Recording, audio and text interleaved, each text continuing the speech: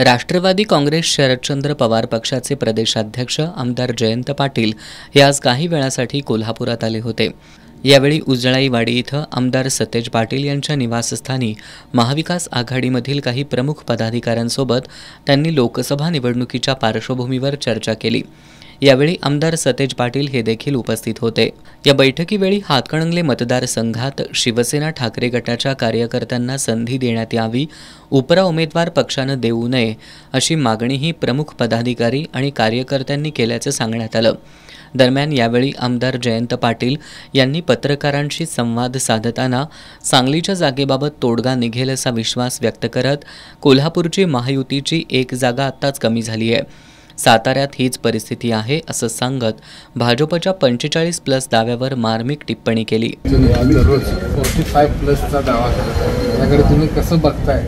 45+ दावा होतो। आता दावा शेवटी लोकांचा आत्मविश्वास टिकवण्यासाठी प्रत्येक पक्ष हा प्रयत्न करतो। 45+ कोल्हापुरात फिरल्यावर तुम्हाला 45 मधली एक जागा इथंच कमी झाली असं दिसेल। थोडंसं जरा पुढे गेला तर सातारला तीच परिस्थिती आहे।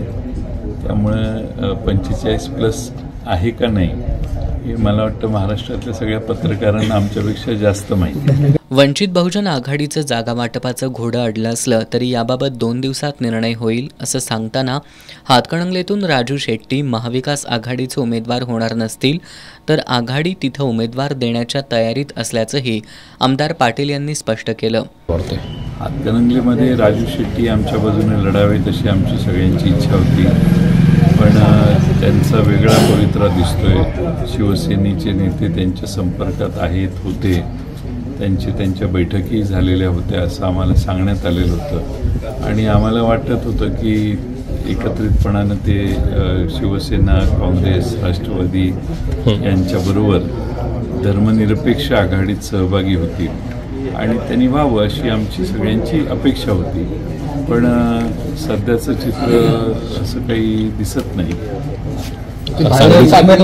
उमेदवार देणार महाविकास आघाडीचा उमेदवार देणार त्यांनी पाठिंबा नाही घेतला तर मग महाविकास आघाडीला सर्व ठिकाणी उमेदवार उभे तर करावेच लागतील ना। पक्षाध्यक्ष शरद पवार यांनी महादेव जानकर यांना माढामधून उमेदवारी देण्याचं आश्वासन दिलं होतं, मात्र ते महायुतीसोबत गेल्यानं माढामध्ये आता नवीन उमेदवार शोधावा लागणार असल्याचंही आमदार जयंत पाटील यांनी सांगितलं।